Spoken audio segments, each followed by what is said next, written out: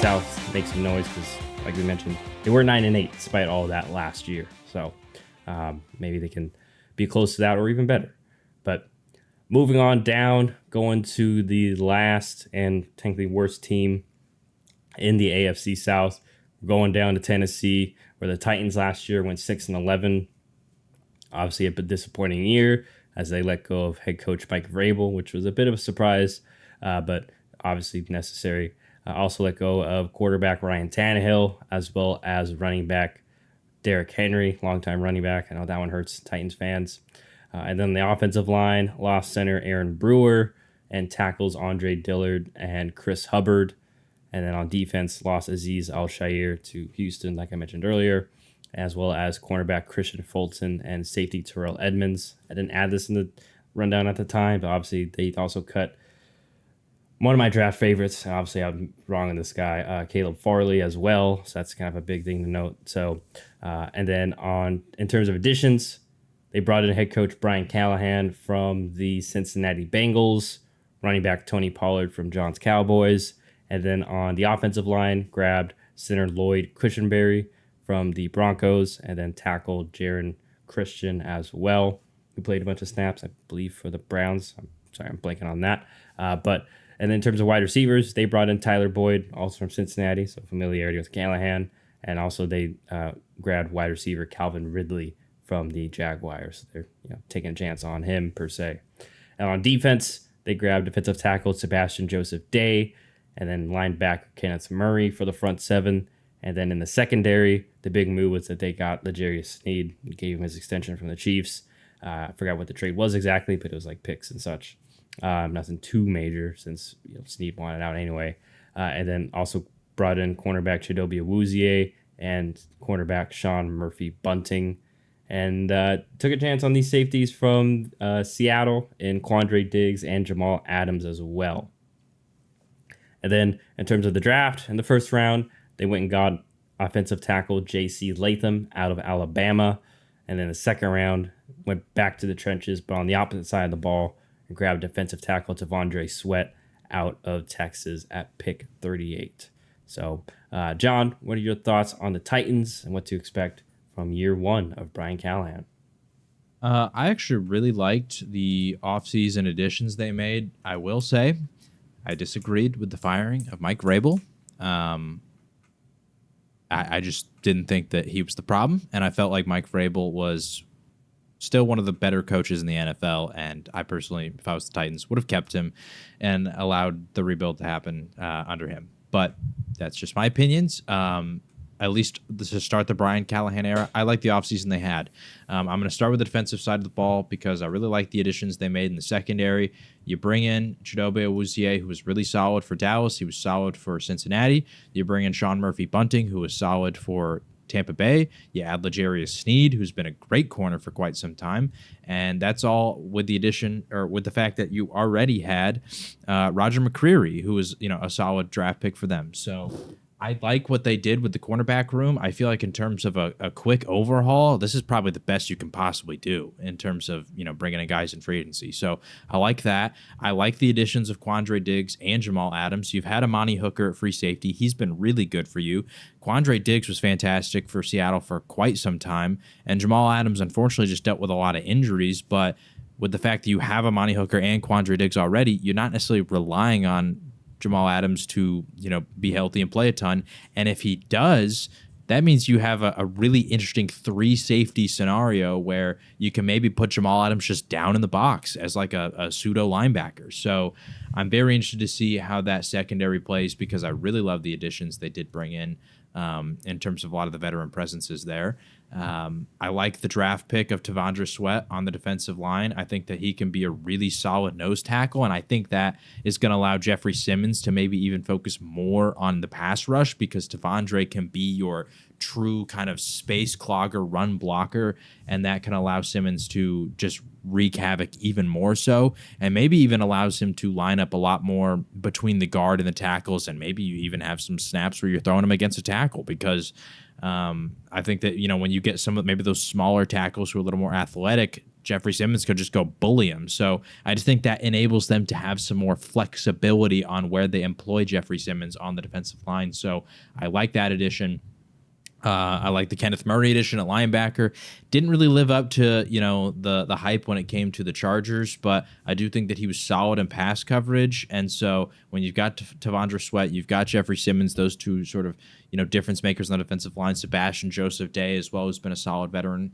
I think that ultimately Kenneth Murray doesn't have to do as much against the run as he maybe would, considering the defensive line state that the Chargers had. So maybe it'll be able to help him, be more of an impact player, especially considering they also have like Harold Landry on the edge, who's been really good. So I just don't think he's going to have to do as much in terms of the run game as he did in the Chargers, which was definitely his weakness. So maybe that allows him to focus more on, just pure pass coverage against tight ends, and he could be solid there. So we'll see. On the offensive side of the ball, ultimately, it's going to depend on how much Will Levis does develop. And then, they have a very young offensive line. I like the addition of J.C. Latham because then that allows you to throw Peter Skoronski in at guard. And so you've got your last 2 first-round picks over on that left side. That could be really solid if both can, truly develop and live up to the potential of their draft capital.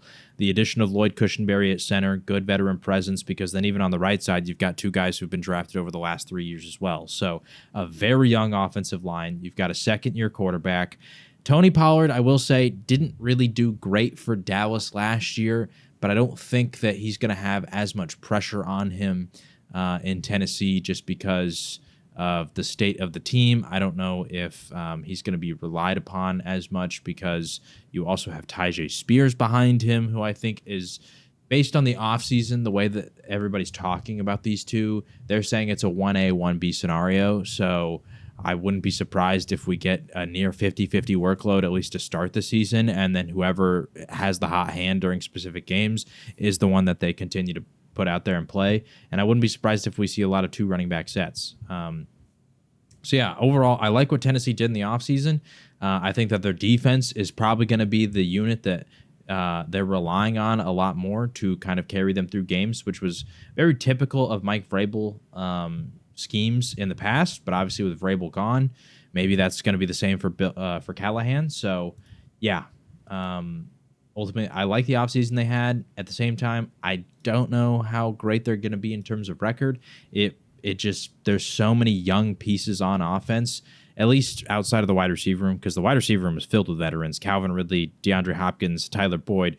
That's a very veteran-heavy room right there. But apart from that, Will Levis, Tyjae Spears, Chiggy Okonkwo, the entire offensive line, very young. So it really depends on how those young pieces play.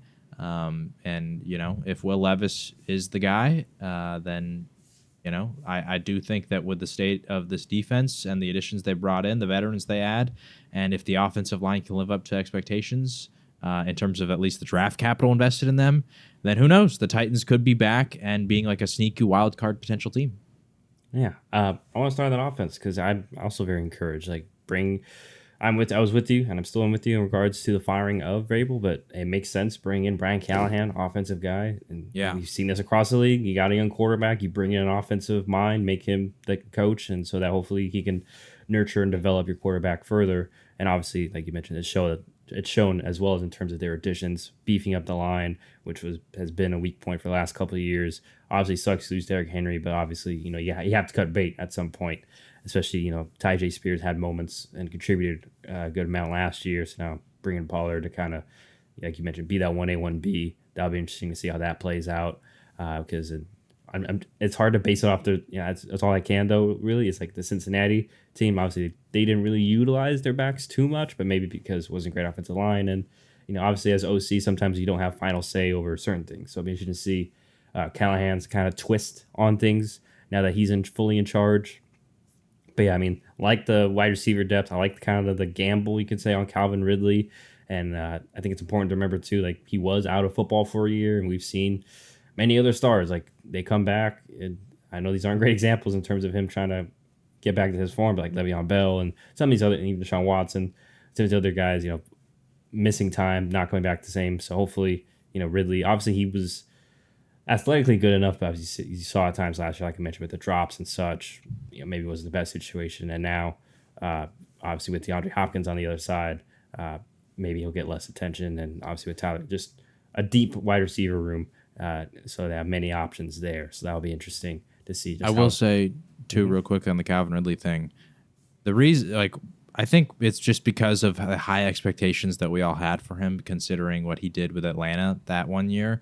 But Calvin Ridley actually, like, it was his second best year of his career last year. He had 1,000 yards. He had 8 touchdowns. So, like you said, the reason it felt worse, I think, was because of the drops and, like, certain games he just, like, completely disappeared. And then I remember early in the season he had, like, one game where he had, like, 180 yards or something. Like, so he would have, like, these big pop-off moments, but also incredibly low lows. But like you said, he had missed a year of football. So now, I mean, it was still a solid season last year, so maybe he could build upon it. Yeah, so who knows? We'll see. Especially now that he's got, full long-term security with the Titans. But and then defensively, yeah, I like some of the pieces. You mentioned Sweat and Simmons. Obviously, they're studs in the middle. And I love that you mentioned Harold Landry. With Harold Landry, he just has to stay healthy. That's been his, the main issue for him in his career. I am concerned other edge rusher, because I would like to have, obviously, mentioned you need depth in the NFL, and outside of Harold on the edge, in terms of pure edge guys, to have Arden Key, who's, kind of just floating around the league. I know he's been a guy of talent, but he's solid, I would say, at best. So that could be an issue, but I'd be interested to see how they manage all those corners, like you mentioned, though, because, yeah, Uzier, been solid. McCurry had a really good year last year. And then you mentioned, obviously, Hooker has been a solid little staple for them. So it'll be interesting to see if those guys can take the next step. But they may not need to, because they did get L'Jarius Sneed, who's kind of proven that he can be an alpha cornerback, so everyone else may be able to fall in line and not have as much on their plate in regards to responsibility on that defense. So, and then the only other thing I'm really concerned about is the linebackers. You mentioned Murray. Obviously, he's had a little of his warts, and then the other linebacker, too, Jack Gibbons, just don't know what really to expect. No offense to Jack, but, so that could be... It'd be interesting to see just how the defense fares and just how all these pieces fall together. It feels like this is. I wonder what their age is too. I feel like this is just looking at the depth chart, a relatively youngish team, especially their core pieces. And I know they have a couple of solid veteran ones, obviously. So we'll see, how they fare and if they can kind of bounce back and be relevant like they were under Vrabel under those early years. Because I know I remember like even his first year, he kind of surprised, they surprised everybody, but granted, they had a little more established talent in Derrick Henry, and and then I think was that the AJ Brown year. I think they obviously grabbed AJ Brown that year, so a little bit different scenario, obviously, but nonetheless, we'll see if the Titans can what they have in store for us in the first year of the Bill Callahan / fully first year of Will Levis era too. Because last point I wanted to throw too is now Will Levis has had a full offseason now that he's fully the guy. Because remember last year, it was still like, oh, it's Tannehill or Malik Willis, or there's still kind of like a three-headed waddle. Now it's like, hey, no, this is your team. You're getting all the reps. We're focusing on you and your development. So in theory, this should be a big step for him in Will Levis. So we'll see if he can take that step.